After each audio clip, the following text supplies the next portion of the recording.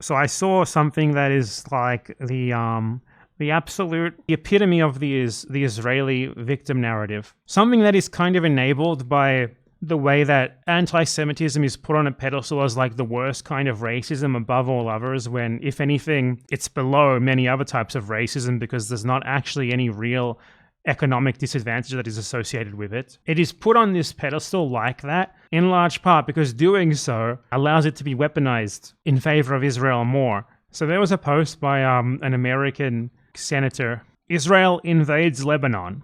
Okay, Israel invades Lebanon. Israeli soldiers invade Lebanon. And this American senator posts, 8 Israeli soldiers were murdered by terrorists in Lebanon.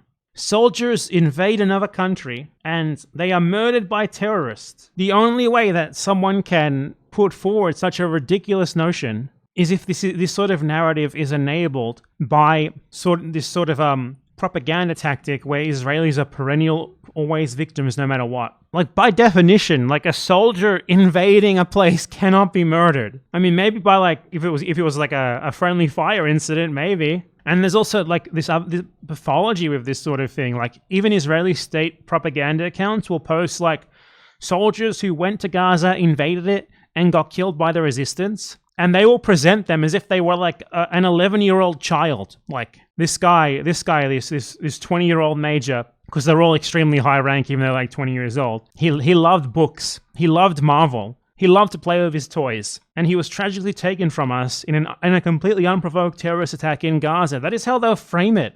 We have to like admit something about anti-Semitism, okay? It's fundamentally very different to other forms of racism, but some people think that makes it worse, when if anything it makes it less bad than them. Anti-Semitism is like imagining Jews in like positions of global power, which obviously enables like certain attacks on Jews.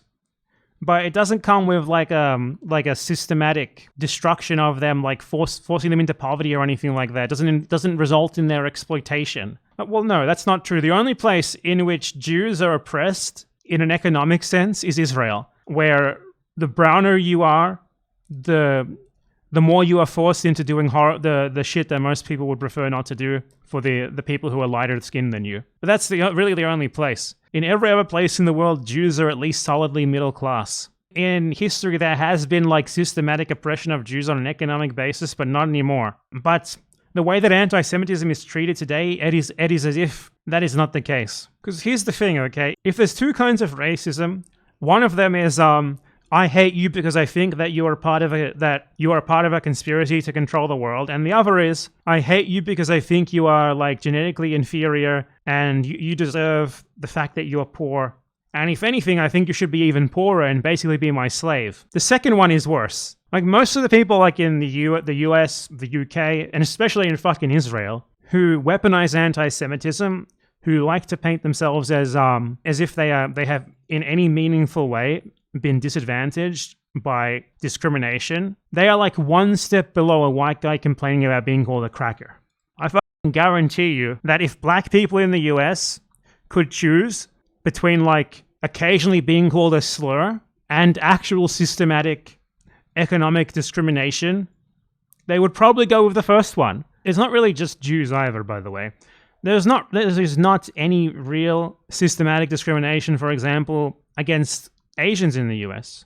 Doesn't exist anymore. This is proven by any look at economic statistics or anything. It doesn't mean like, there aren't random attacks on it, racialized attacks on Asians for being Asians.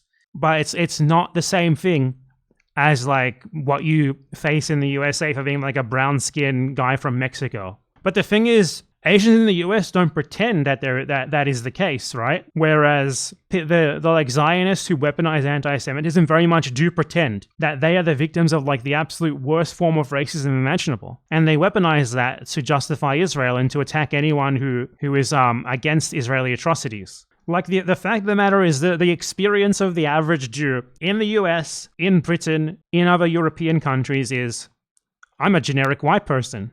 But like, we have to pretend otherwise because there's this notion that that's not how things are. And it's honestly time to stop giving order, and it's time to stop walking on eggshells. It's time to stop pretending that anti-Semitism is some uniquely bad form of discrimination. It's like one step above The Sopranos making jokes about anti-Italian discrimination. The only reason it's different is because there are actually occasional like mass shootings targeting Jews, which again is obviously bad, but not the same fucking thing as that existing and you also being like a state-enforced lower caste, like it is in the US for like black people and like darker-skinned Latin American people. Time to stop pretending otherwise. Because a big part of the reason why like the anti-Semitism denouncement, why the anti-Semitism label has the power that it does, is because like, you know, when people use it dishonestly, we treat it as if it's like the worst announcement imaginable. Is it really though? The reason why the anti-Semitic conspiracy theories can sort of seem like they might be true to the people who are dumb enough to believe them is because Jews aren't poor. Like imagine if there was a conspiracy theory like about black people controlling the USA. You could that would be dismissed out of hand because everyone knows that black people are poorer on average. But anti-Semitic conspiracy theories of like Jewish economic control or whatever can work because Jews aren't poor. And